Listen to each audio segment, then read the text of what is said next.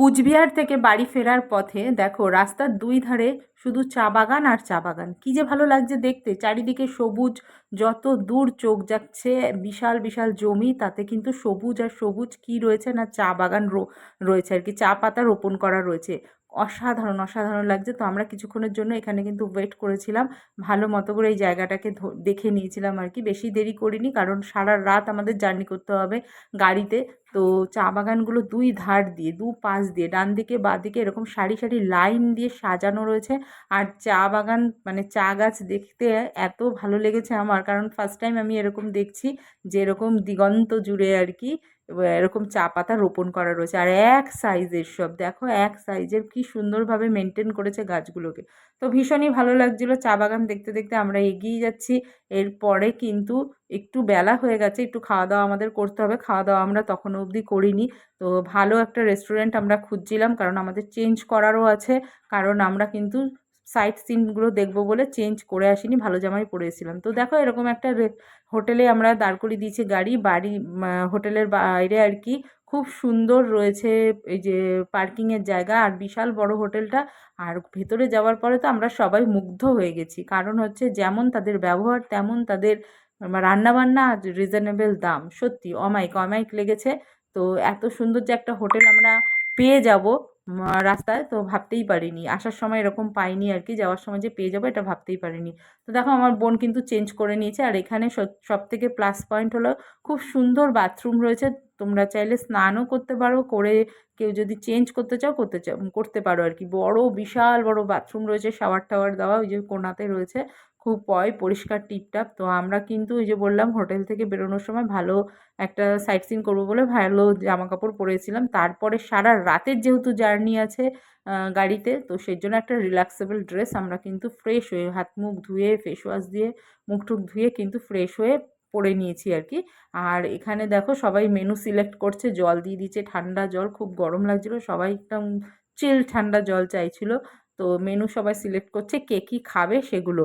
তো এই যে একটা ব্রেক দিয়েছে, তো আমাদের দাদাভাই কিন্তু, যে দাদাভাই গাড়ি চালাচ্ছিল, বলছিল এই ব্রেকের পরে কিন্তু লম্বা গাড়ি ছুটবে, তো সেই জন্য ভালো মতো সবাই রেস্ট নিয়ে নাও, যে যা যা যা করার আর কি সবাই করে নাও। তো দেখো আমি এখনও চেঞ্জ করিনি, বোন চেঞ্জ করে এসেছে, আমিও যাব, আমিও দেখতে এসেছিলাম যে কি মেনু সিলেক্ট হচ্ছে সেগুলোই।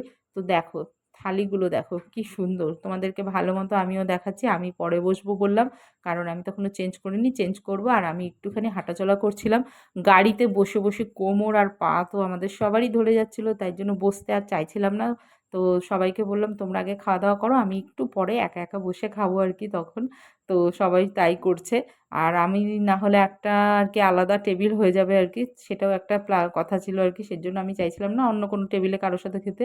আর এখানে একসাথে এতগুলো লোক বসা যাবে না আমাদের, তো সেজন্য আমি বললাম যে আমি একটু হাঁটাচলা করি। আমার ভীষণ কোমরে ব্যথা করছিল, ভালোই লাগছিল না। আর তো সারা রাত যেহেতু জার্নি করতে পারে, এই দেখো দাদা, এই হোটেলের যে দাদা রয়েছেন কি সুন্দরভাবে সার্ভ করছে, কোনো কিছু হাত দিয়ে নয়, একদম সুন্দর করে চিমটা দিয়ে লেবু বলো পেঁয়াজ বলো যা চাইছো এরকমভাবে দিচ্ছে। বললাম না খুব পরিষ্কার, খুব ফিটফাট আর কি একটা হোটেল। আর তখন কিন্তু বিকেল বিকেল হয়ে এসেছে, আমরা যখন খেতে গেছি লাঞ্চের টাইম ছিল না। কিন্তু তার সত্ত্বেও দেখো লোকে লোকারণ্য, আসলে ব্যবহার ভালো, রিজনেবল দাম, খাবারের মান ভালো, পরিমাণ ভালো।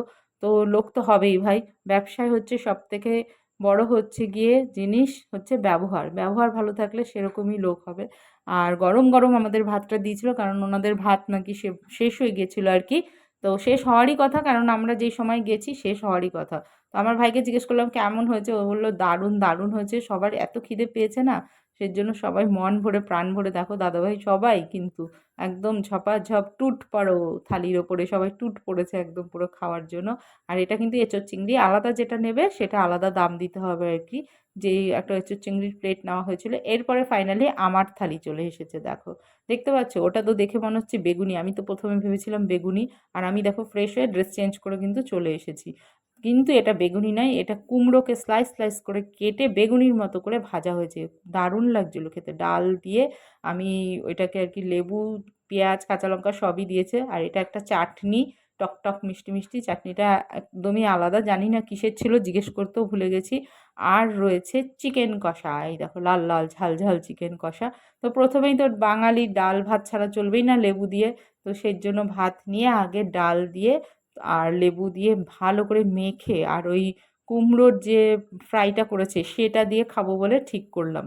আর সবাই কিন্তু খেয়ে বাইরে গিয়ে একটু ঘাটাঘাটি করছে, রেস্ট করছে আর কি। আর আমাকে বললো তাড়াতাড়ি খেয়ে নাও। আমি বললাম হ্যাঁ, কারণ আর তো সময় বেশি দেবে না, এরপরে আমাদেরকে আর দাঁড়ানোর কোনো সময় থাকবে না, কারণ তাহলে অনেক লেট হয়ে যাবে, সারা রাত ভাবো গাড়িতে চলবো।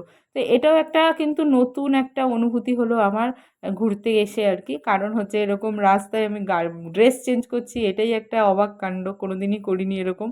তো যাই হোক, এই দেখো বাঁধাকপিটা দিয়ে এবার খাবো, দারুণ করেছে প্রত্যেকটা রান্না। আর আমার তো একটুখানি চাটনি হলে পরে, মানে আমি ধরো বিরিয়ানির সাথেও কিন্তু এরকম চাটনি থাকলে পরে একটু একটু করে ভরিয়ে ভরিয়ে খাই, আমার ভীষণ ভালো লাগে। তো সেটাই করছিলাম, একটু একটু করে ভরিয়ে ভরিয়ে সব কিছুর সাথে খাচ্ছিলাম। আর এঁচোড় চিংড়ি তো সবাই খেয়ে নিয়েছে, কারণ আমি চিংড়ি খেতেই পারবো না, আমার এত অ্যালার্জি হয়। তো এঁচোড় আর আলুগুলো কিছুটা রেখে দিয়েছিল, সেটাই আমিও নিয়ে খেয়ে নিলাম। এটা খেলেও আমার অ্যালার্জি হওয়ার সম্ভাবনা থাকে, কিন্তু কিছু করার নেই, খিদে পেয়েছে এত। তো আর এঁচোড় চিংড়িটা দেখেও ভীষণ লোভ হচ্ছিলো, আর লোভে পাপ পাপে মৃত্যু তো আছে, কিচ্ছু করার নেই, তারপরেও খেয়ে নিয়েছি আমি। তারপরেই চলে আসলো দেখো চিকেন কষা, এই দেখো আমি কিন্তু আর রাইস নিইনি, রাইস আলাদা করে নিলে তো আলাদা টাকা ছিল। যাই হোক, আমার ওতেই পেট ভরে টইটুম্বুর হয়ে গেছে। গাড়িতে আবার আমরা উঠে পড়েছি। উঠে পড়ার পরে রেস্টুরেন্ট ছেড়ে সবাই মিলে উঠে পড়লাম। তো এসে গেছে দেখো টোল। তো রাস্তায় রাস্তায় তো টোল পড়বেই, টোলে এসে গাড়ি দাঁড়ালো। সারা রাতের জার্নি চলবে আমাদের। সন্ধে সন্ধে তখন নেমে আসছে, সূর্য কিন্তু তখন অস্ত যাবে যাবে। দেখো কি ভালো লাগছে, গোল একদম পূর্ণিমার চাঁদের মতো সূর্যটা। আর বাই রোড দিয়ে কিন্তু হু হু করে গাড়ি এগিয়ে চলেছে। তো রাত্রি হয়ে এসেছে, এরপরে আমরা কি করলাম, আবার একটা ধাবা দেখে দাঁড়ালাম। রাত্রি নয়, এটা সন্ধ্যের কাজ হয়ে গেছে আর কি। তো চা খায়নি সবাই, তো চা খাবে, এই দেখো দাঁড়িয়েছে অনেকটা টাইম পরে। তো দাদাভাইরাও দেখো হাফ প্যান্ট পরে নিয়েছে, সবাই একদম রিল্যাক্সেবল জার্নি করার জন্য, সারা রাতের জার্নি, সবাই কিন্তু রিল্যাক্স একদম বাড়ির মতো করে ড্রেস পরে নিয়েছে আর কি। তো দেখো এই একটা ধাবাতে এসে আমরা কি করলাম, অনেকেই চা টা খেলো, তারপরেই আমরা কি করেছি, রুটির অর্ডার দিয়ে দিয়েছি। সন্ধে পার হয়ে গেছে, আর বেশি বলছি না, বারবার দাঁড় করালে তো অনেক লেট হয়ে যাচ্ছে। তো রুটি তরকা খাবো বলে এখানে আমরা দাঁড়িয়ে গেছি। তো এইখানে কিন্তু রুটি তরকা, আর আমার বোনের বর ওই যে আগের যে সবজিটা দেখলে ওটা ঢ্যাঁড়সের তরকারি, দেখে তো ভুগতেই হচ্ছিল না। আর সত্যি কথা বলতে রুটি তরকাটা খেয়েছি ঠিকই, আমার অতটাও ভালো লাগেনি। যেরকম ভাতটা আমরা পয় পরিষ্কার, এই ধাবাগুলোও পয় পরিষ্কার, মিথ্যা কথা বলে লাভ নেই, কিন্তু তবুও আর কি অতটা পরিমাণেও ভালো নেই। ভালো লেগেছে মোটামুটি, খারাপ হয়নি আর কি। যাই হোক, পেটটা ভরা নিয়ে কথা, পেটটা না ভরলে তো আর গাড়িতে বসে থাকতে পারবো না। তো সবাই দেখো রুটি তরকারি যে যা পেয়েছে, পেঁয়াজ টিয়াজ লঙ্কা টঙ্কা দিয়েছে। আর রুটিগুলো ভালো ছিল, খুব সফট ছিল রুটিগুলো। তো এখানেও টয়লেট ছিল, আমরা একটু ফ্রেশ হয়ে নিয়ে আবার গাড়িতে উঠে পড়লাম। এইবার দেখো গাড়ি আবার চলছে বাই রোড দিয়ে, রাতের দৃশ্য দেখো কি সুন্দরই না লাগছে, ব্রিজটা দিয়ে যখন যাচ্ছে হু হু করে গাড়িটা, অসাধারণ লাগছিল। কিছুক্ষণ ধরে তো আমি হাঁ করে তাকিয়েছিলাম অনেকক্ষণ আর কি। তারপরে এই অন্ধকার দিয়ে রাস্তা দিয়ে যখন গাড়ি যাচ্ছে কি ভালো লাগছে, আর প্রত্যেকটা জায়গা তো মেনশন করা রয়েছে।